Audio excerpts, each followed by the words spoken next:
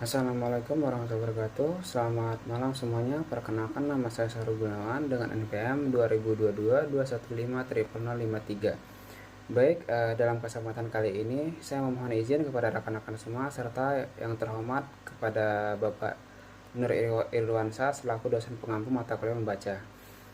Dalam kesempatan kali ini saya mencoba untuk mempresentasi dari materi saya yang bertajuk tentang ruang lingkup dan standar pembelajaran literasi.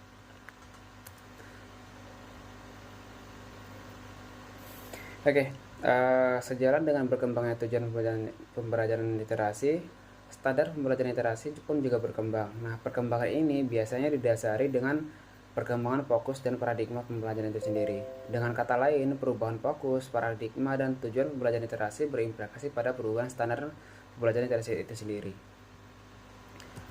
Kemudian yang pertama itu kita akan saya mencoba untuk menyampaikan fokus pembelajaran literasi.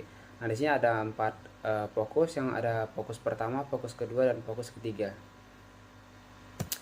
Langsung saja kita ke fokus pertama. Nah, di sini untuk fokus pertama ada 3 poin, yaitu yang pertama menguasai berbagai sistem bahasa yang digunakan untuk membuat makna meliputi pragmatis, jenis teks, genre, struktur teks, dan lain sebagainya. Kemudian yang kedua, menguasai konsep tentang perbedaan bahasa tulis dan bahasa lisan. Kemudian yang terakhir yaitu menguasai konsep sistem variasi bahasa atau yang biasa disebut dengan dialog. Kemudian untuk fokus kedua ada 5 poin. Yang pertama itu menjadi pembaca dan penulis yang aktif, selektif, dan konstruktif. Yang kedua, menggunakan pengetahuan awal, yaitu skema. Kemudian yang ketiga, menggunakan berbagai proses dan strategi mental yang menghasilkan makna. Misalnya memprediksi, memonitor, mengevaluasi, merevisi, dan menanggapi serta membangun koherensi. Kemudian yang keempat, yaitu menggunakan berbagai proses dan strategi untuk mengatasi hambatan saat membaca dan menulis. Nah, contohnya di sini adalah berhenti dan memikirkan kembali, membaca ulang atau menulis ulang bagian-bagian yang sebelumnya sudah ada. Kemudian yang terakhir yaitu menggunakan berbagai proses dan strategi mental secara variatif berdasarkan keberagaman teks dan tujuan serta audiensnya. Kemudian yang fokus ketiga ada 5 poin juga. Nah, yang pertama ini memahami variasi dan tujuan praktek literasi di dalam dan di antara kelompok sosial, sponsor, dan institusi tertentu. Nah, kemudian yang kedua yaitu memahami aturan dan norma-norma bertransaksi dengan bahasa tulis di dalam atau di antara kelompok sosial, sponsor, dan institusi tertentu. Nah, kemudian yang ketiga ini memahami tentang fitur linguistik yang terdapat di dalam berbagai teks itu sendiri. Nah, kemudian yang keempat yaitu memahami dan mengaplikasikan berbagai cara penggunaan keterampilan literasi. Ya, tujuannya untuk memproduksi atau menjaga dan mengontrol pengetahuan di dalamnya. Kemudian yang terakhir yaitu pengetahuan tentang bentuk dan fungsi literasi tertentu yang mungkin dapat dihargai dan didukung oleh dari berbagai kelompok. Nah, kemudian fokus yang terakhir itu ada 6 poin. Nah, yang pertama ini berperan aktif dan konstruktif dalam mengembangkan keterampilan literasi. Nah, yang kedua itu menggunakan berbagai strategi dan proses untuk membangun dimensi literasi, seperti pengumpulan data, menghasilkan hipotesis, pengujian hipotesis, dan memodifikasi hipotesis. Nah, yang ketiga yaitu mengobservasikan dan dengan produk literasi yang digunakan pengguna yang lebih mahir di dalamnya, baik itu di kelompok, sosial, sponsor, dan institusi. Nah, kemudian yang keempat yaitu memahami dan mengaplikasikan, sama seperti tadi ke fokus ketiga atau kedua. Nah, kemudian yang kelima yaitu menggunakan pengetahuan yang didapat melalui membaca untuk mendukung pengembangan menulis. Nah, yang terakhir yaitu memahami dan mengaplikasikan cara menegosiasi makna tekstual melalui penggunaan dan dukungan sistem komunikatif yang alternatif, misalnya seni musik dan matematika.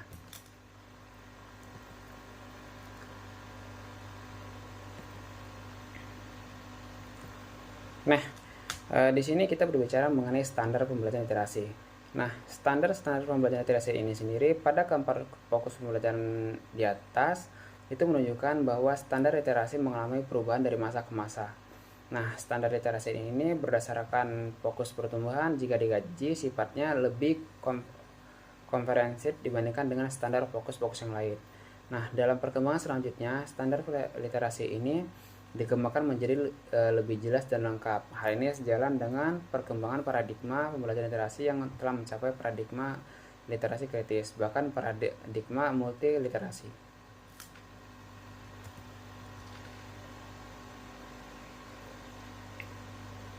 Nah, untuk standar inti pembelajaran literasi ini ditujukan untuk membentuk siswa yang memiliki karakter. Nah, diantaranya sebagai berikut, yaitu menunjukkan kemampuan belajar, memiliki pengetahuan, keilmuan yang kuat, responsif terhadap audiens, memiliki pemahaman dan daya kritik yang baik, menghargai peristiwa, mahir dan strategi dalam menggunakan teknologi.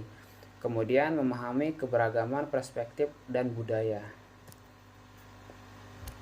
Nah, berdasarkan karakteristik inti yang tadi yang harus dimiliki oleh siswa di atas, berikut diuraikan standar pembelajaran literasi berbasis multiliterasi yang harus dicapai siswa dalam konteks pendidikan pada abad ke-21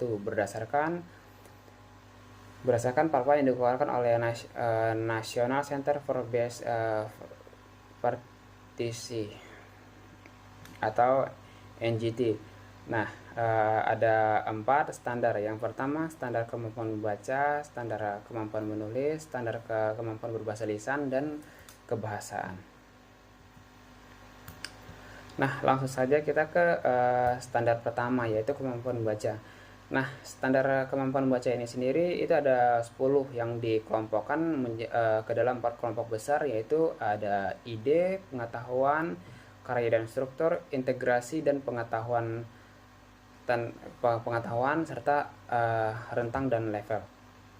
Nah, yang pertama itu adalah ide utama dan penjelas. Nah, di sini ada 3. Yang pertama, membaca cermat untuk menentukan apa yang dikatakan teks secara eksplisit dan membuat inferensi logis atau atas teks tersebut. Nah, kemudian yang kedua, menjelaskan ide utama atau tema yang terdapat di dalam teks tersebut, serta menganalisis perkembangannya. Nah, kemudian yang ketiga, yaitu menganalisis bagaimana dan mengapa individu, setiap peristiwa atau ide yang dikembangkan itu diinteraksikan di dalam teks. Nah, kemudian dalam kelompok kedua, yaitu karya dan struktur. Nah, ini ada 3 juga. Yang pertama itu adalah menginterpretasikan kata dan frasa yang digunakan dalam teks, termasuk menjelaskan kata-kata atau teknis atau konotatif dan makna figuratif. Nah, kemudian yang kedua yaitu menganalisis struktur teks, termasuk menjelaskan bagaimana kalimat tersebut, paragraf, dan bagaimana bagian, bab, adegan atau standar yang terdapat di dalam teks tersebut saling berhubungan.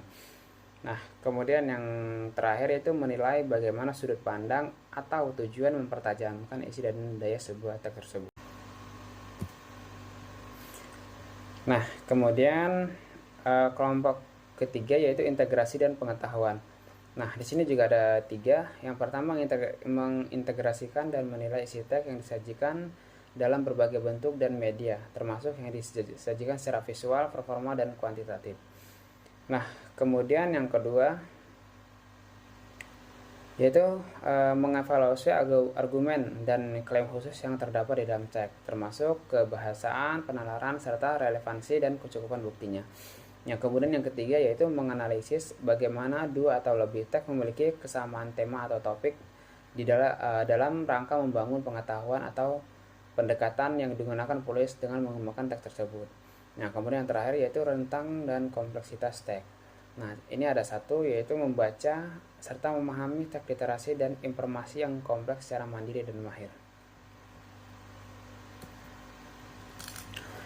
Kemudian standar yang kedua adalah kemampuan menulis. Nah, kemampuan menulis ini sendiri juga dikelompokkan menjadi 4 kelompok. Yang pertama ada jenis dan tujuan, menghasilkan dan mendistribusikan. Yang ketiga meneliti untuk membangun dan menyajikan, serta rentang dan tulisan. Nah, yang pertama itu ada jenis dan tujuan. Nah, untuk jenis dan tujuan sendiri ini ada 3 poin juga, yaitu yang pertama adalah menulis argumen untuk mendukung hasil analisis terhadap topik-topik yang substansitif atau teks tertentu dengan menggunakan alasan-alasan yang rasional dan bukti-bukti yang relevan. Nah, yang kedua yaitu menulis teks informatif untuk menguji dan menyampaikan ide-ide dan informasi yang kompleks secara jelas dan akurat melalui seleksi, organisasi, dan analisis lainnya. Nah, kemudian yang ketiga yaitu menulis narasi untuk mengembangkan pengalaman atau kenyataan, baik itu imajinasi menggunakan struktur cerita dan detail peristiwa yang dipilih secara efektif. Nah, kemudian yang kedua yaitu menghasilkan dan mendistribusikan. Nah, ada 3 juga. Yang pertama adalah menghasilkan tulisan yang jelas serta koheren yang ditandai dengan kesesuaian pengembangan organisasi dan gaya tulisan dengan tugas, tujuan, dan audiens yang beragam. Nah, kedua, mengembangkan dan memperkuat tulisan melalui penggunaan proses menulis yang baik, meliputi tahapan perencanaan, menulis draft, merevisi, mengedit, dan menulis ulang ataupun mencoba pendekatan baru dalam menulis.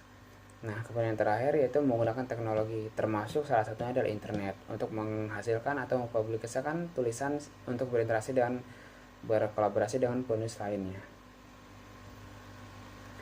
Nah, kemudian yang kelompok ketiga dalam standar kedua ini yaitu meneliti untuk membangun atau menyajikan. Nah, di sini ada 3 poin juga. Yang pertama, melakukan penelitian sederhana ataupun penelitian yang berkelanjutan berdasarkan fokus pertanyaan tersebut. Nah, untuk menunjukkan pemahaman tentang subjek yang diteliti. Nah, kemudian yang kedua yaitu mengumpulkan informasi yang relevan dari berbagai media cetak atau sumber digital untuk menilai kredibilitas dan akurasi setiap sumber. Nah, serta mengintegrasikan informasi sambil menghindari plagiarisme, yaitu pengkopian. Nah, kemudian yang ketiga, yang terakhir ini ada mendeskripsikan bukti dari teks sastra atau teks informatif yang mendukung analisis, refleksi, atau penelitian. Nah, kemudian yang terakhir yaitu adalah rentang tulisan. Nah, ini sini ada satu dalam kelompok ini yaitu rutin menulis baik itu dalam jangka waktu panjang, waktu untuk penelitian, refleksi, dan revisi. Nah, untuk dan tidak hanya dalam jangka waktu panjang, namun juga ada dalam jangka waktu yang pendek. Nah, itu adalah sekitar 1 atau 2 hari. Nah, ini digunakan biasanya untuk tugas atau tujuan lainnya. Nah, kemudian yang ketiga itu ada standar kemampuan berbahasa lisan. Nah, standar ketiga ini sendiri itu ada 6 yang dikelompokkan ke dalam 2 kelompok besar. Yang pertama adalah pemahaman dan kolaborasi, yang kedua adalah menyajikan pengetahuan dan ide. Nah, yang pertama adalah pemahaman dan kolaborasi. Ada 3 poin. Yang pertama, berpartisipasi secara efektif dalam berbagai percakapan dan kolaborasi dengan mitra tertentu untuk membangun ide berdasarkan ide-ide orang lain, lalu mengekspresikannya sendiri secara jelas dan meyakinkan. Nah, yang kedua ini itu adalah mengintegrasikan dan mengevaluasi informasi yang disajikan dalam berbagai bentuk dan media, termasuk media visual, media kuantitatif, dan atau secara lisan. Nah, kemudian yang ketiga yaitu adalah mengevaluasi sudut pandang, penalaran, serta menggunakan penggunaan bukti dan retorika dari seseorang atau beberapa pembicara. Nah, yang terakhir ini adalah menyajikan pengetahuan dan ide. Itu yang pertama, menyajikan informasi, temuan, dan bukti pendukung sehingga pendengar dapat mengikuti garis dan organisasi penalaran serta pengembangan dan gaya yang digunakan. Nah, yang kedua, memanfaatkan secara strategik data-data dalam bentuk media digital, baik itu dalam tampilan visual untuk mengekspresikan informasi tersebut. Nah, kemudian yang ketiga yaitu adalah berpidato secara adaptif dalam berbagai konteks dan tugas komunikatif dengan menggunakan bahasa yang baik dan benar. Nah, kemudian yang terakhir adalah standar kebahasaan. Nah, standar kebahasaan ini sendiri ada 6 juga yang dibagi yang dikelompokkan dalam 3 kelompok besar. Yang pertama adalah konvensi bahasa, pengetahuan bahasa, serta pemerolehan dan penggunaan kosakata. Yang pertama yaitu adalah kompetensi bahasa. Ada dua. Yang pertama, menunjukkan kemampuan untuk menggunakan tata bahasa yang baik dan benar ketika menulis dan berbicara. Nah, kemudian menunjukkan kemampuan atau menggunakan ejaan secara tepat ketika menulis dan mengeja. Kemudian kelompok kedua itu adalah pengetahuan bahasa. Nah, ini sendiri yaitu mengaplikasikan pengetahuan bahasa untuk memahami berbagai bahasa yang difungsikan di dalam berbagai konteks, untuk memilih makna dan gaya yang efektif, serta mendapatkan pemahaman penuh ketika membaca ataupun menyimak. Nah, yang terakhir dalam standar ini adalah pemrograman dan penggunaan kosakata. Itu ada 3. Yang pertama itu menggunakan atau memperjelas makna kata-kata atau frasa yang tidak diketahui ataupun bersifat multimakna dengan menggunakan konsep analisis bagian makna kata dan mengkonsultasikan terhadap bahan yang berupa referensi umum atau khusus yang sesuai. Nah, yang kedua itu menunjukkan pemahaman tentang bahasa kiasan, hubungan kata dan nuansa dalam arti kata. Kemudian terakhir yaitu memperoleh dan menggunakan secara akurat berbagai kata dan frasa akademik umum maupun khusus yang diperlakukan untuk aktivitas membaca, menulis, berbicara dan menyimak. Nah, baik pada tataran ini, baik itu pada tataran sekolah ataupun tataran kehidupan berkarir, menunjukkan kemandirian dan mengumpulkan pengetahuan kosakata ketika mempertimbangkan kata atau frasa penting untuk meningkatkan kualitas pemahaman dan meningkatkan kualitas ekspresi. Baik, teman-teman, dari presentasi tadi dapat disampaikan bahwa standar yang dibahas tadi itu hanya standar yang bersifatnya umum. Nah, standar tersebut dapat dispesifikasikan lagi berdasarkan tingkat kelas. Misalnya untuk kelas 6 SD, kelas 9 SMP, dan kelas 12 SMA.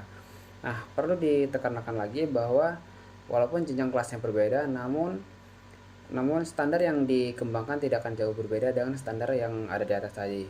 Bahkan salah satu pengamat pun menyatakan bahwa standar di atas berlaku untuk seluruh literasi, baik itu disiplin ilmu sains, matematis, sosial maupun seni.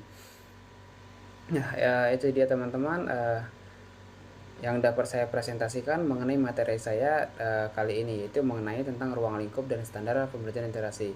Nah, lebih dan kurangnya saya mohon maaf apabila ada salah kata yang kurang tepat. Saya mohon maaf. Akhir kata, wassalamualaikum warahmatullahi wabarakatuh.